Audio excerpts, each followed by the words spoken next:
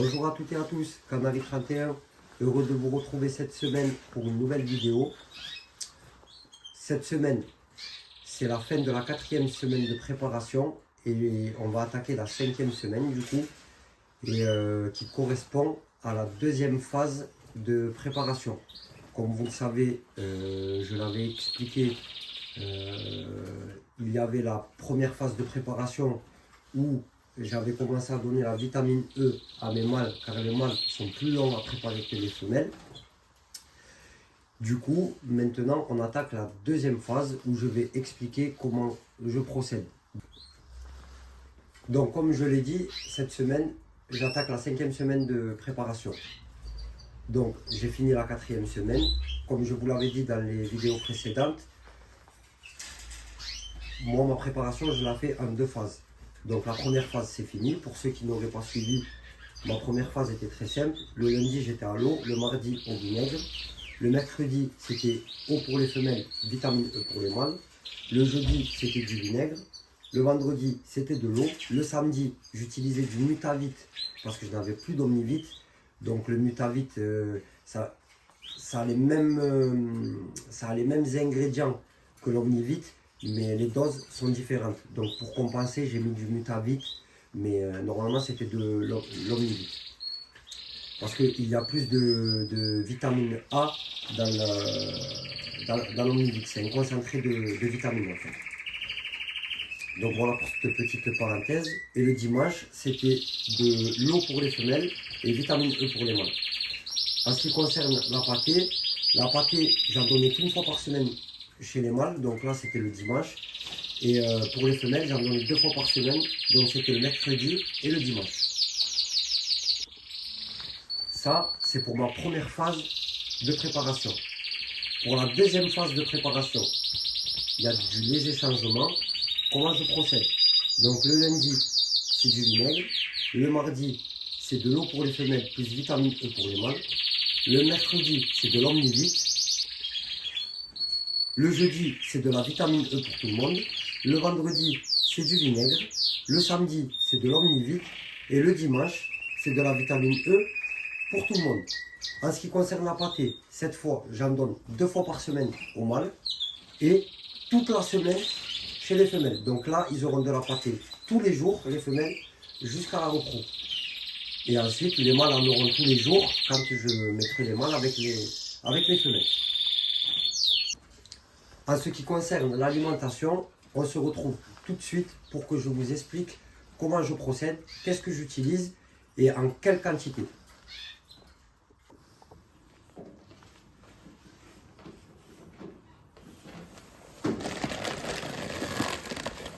Donc, on attaque le mélange.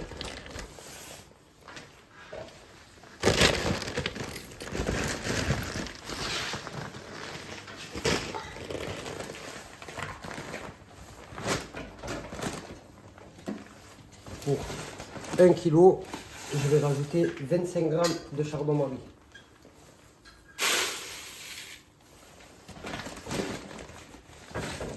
Voilà.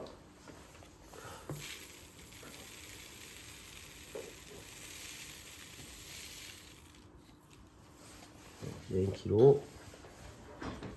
Pour 1 kg 0,08, c'est pas très grave.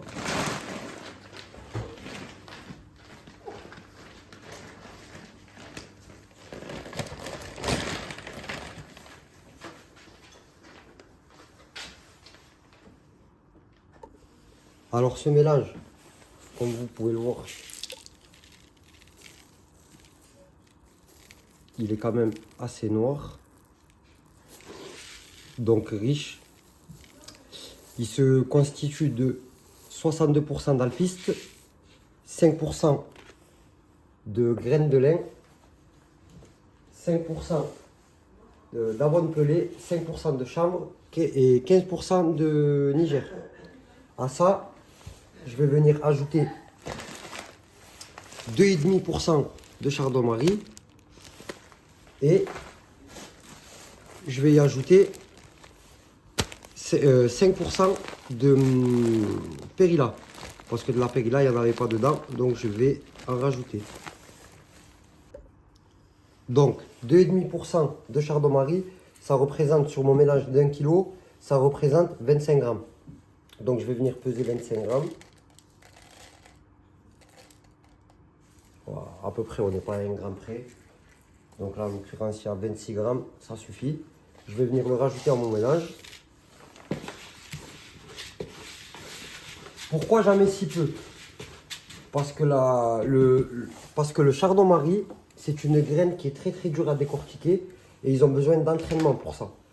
Il y en a qui le broient et il y en a d'autres qui donnent du chardon laiteux. Du chardon laiteux, on n'en avait pas trouvé.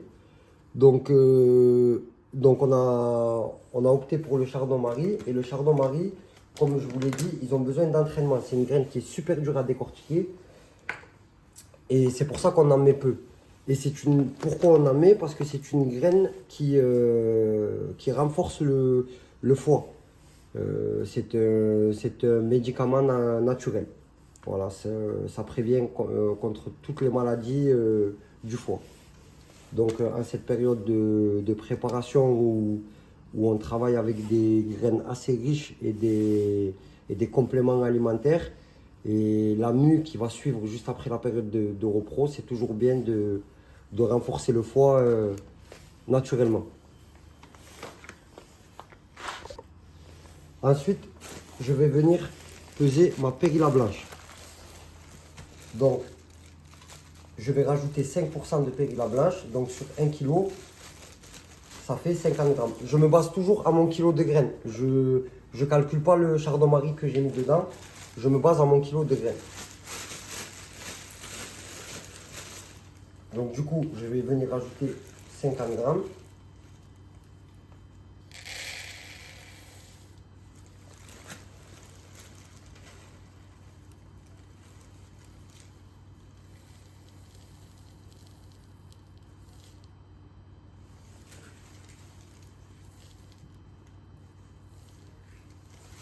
Voilà.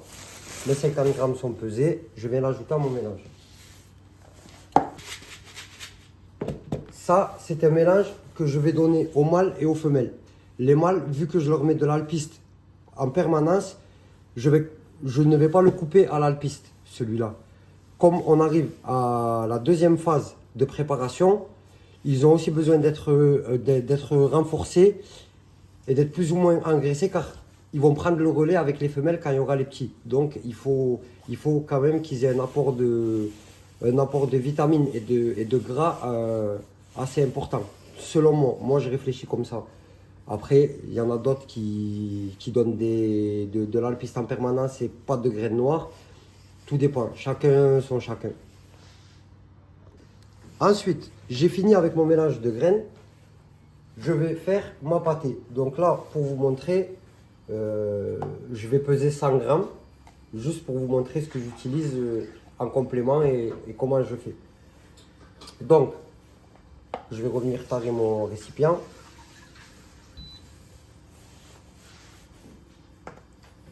Et je vais peser 100 grammes de pâté. Donc la pâté que j'utilise, c'est de la Regio, pâté blanche. J'avais déjà fait une vidéo sur TikTok et un short qui est sur YouTube où je montre le packaging. Là, il est au garage. Je le mettais directement dans des seaux comme c'était des poches sous vide et que ça a été ouvert. Je mets la pâté dans des seaux en fait. Donc la pâté, elle est comme ça. Ceux qui veulent la référence de la pâté que j'utilise, je leur mettrai en commentaire, il n'y a pas de souci. Donc voilà, c'est de la Regio. Et là, je vais venir mettre 100 grammes.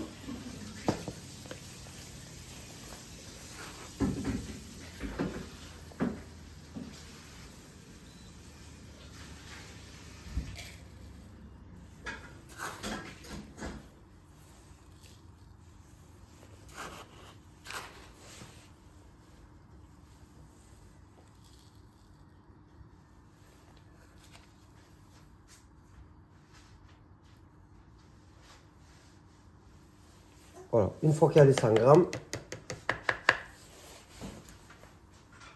je vais retarer mon mélange et je vais y mettre 5% de C19. Alors le C19, qu'est-ce que c'est? C'est comme le C15, mais sauf que c'est exprès pour les blancs. donc blanc récessif et canari à fond blanc. Donc comme moi je travaille du mosaïque, c'est à fond blanc, on utilise du C19 qui ont quasiment les mêmes fonctions que le C15. C'est un complément alimentaire qui est constitué de vitamines. Je vais venir y ajouter 5%, donc sur 100 grammes. Je vais venir y ajouter 5 grammes.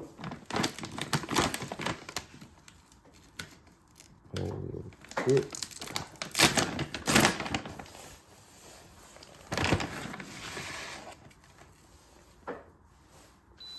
Je retard.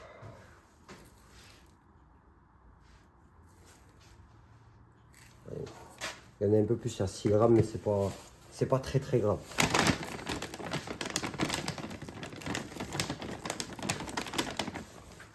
Voilà pour mon mélange. Ensuite, dans ma pâtée, qu'est-ce que je vais venir ajouter? Je vais venir ajouter du Nutribird, tout simplement, du A21. Moi, je le rajoute en complément parce que c'est très bon pour les jeunes. Vous savez, quand on nourrit les jeunes à la pipette, etc. Mais je trouve que c'est bon aussi pour les parents, vu qu'ils vont venir aider, nourrir les jeunes. Moi, je trouve que ça les aide. Donc, je rajoute ça dans la pâtée. Pour la préparation, je trouve que ça aide à les renforcer. Donc, il y en a qui me diront que c'est peut-être trop, mais moi, je fais ça et ça marche super bien. Donc, ça, je rajoute 5 grammes de A21 dans ma pâtée.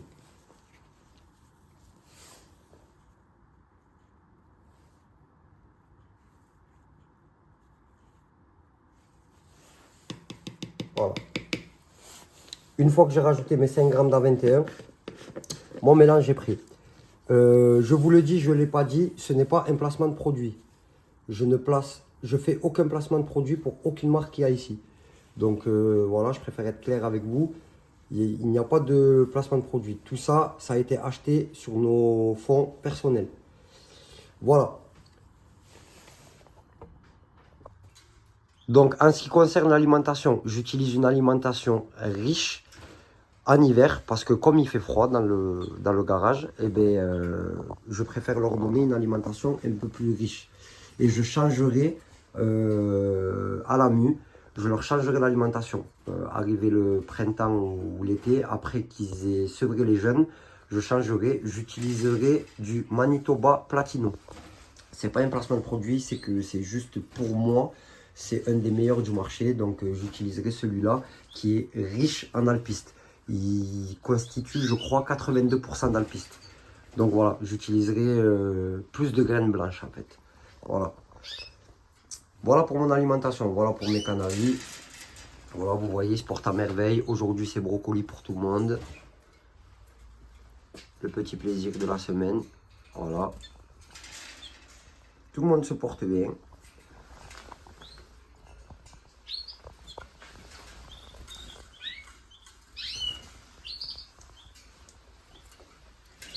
Donc voilà. Donc à gauche, j'ai les femelles et à droite, c'est les mâles. Ça, c'est pour la batterie. Et en ce qui concerne mon petit mâle qui est né chez moi, il est là, il se porte à merveille avec sa femelle qui est à côté.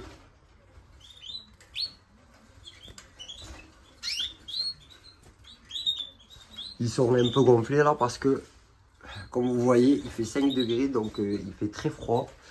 Mais ça va, ils tiennent le coup, ils sont habitués à ces températures-là. C'est descendu jusqu'à 0 et tout va pour le mieux. Ils sont habitués. Quand vous les mettez dehors ou dans une pièce où il fait très froid, c'est pas grave. Mais le tout, faut pas le faire brusquement en fait. Faut pas les sortir. Ils étaient à 20 degrés dans une pièce d'intérieur, vous les mettez à moins 5, ils vont canner. Ça sert à rien de faire ça. Moi, je l'ai fait progressivement. C'est-à-dire qu'ils ont passé l'automne dehors. Ils ont passé la fin de l'été d'abord dehors. Ensuite, ils ont passé l'automne dehors. Et on arrive en hiver. Et les températures sont descendues progressivement. Quand ça descend progressif, il n'y a aucun souci.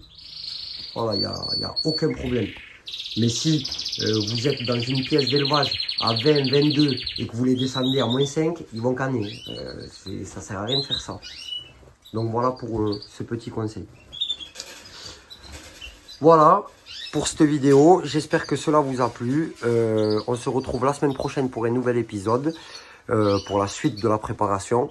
Je vous remercie pour vos commentaires. Je remercie les nouveaux abonnés. Je remercie tout le monde. N'hésitez pas à vous abonner pour ceux qui ne sont pas abonnés. Comme toujours, vous le savez, ça nous aide, nous créateurs de contenu. N'hésitez pas à laisser des commentaires. Et on se dit à la semaine prochaine pour un nouvel épisode. Voilà.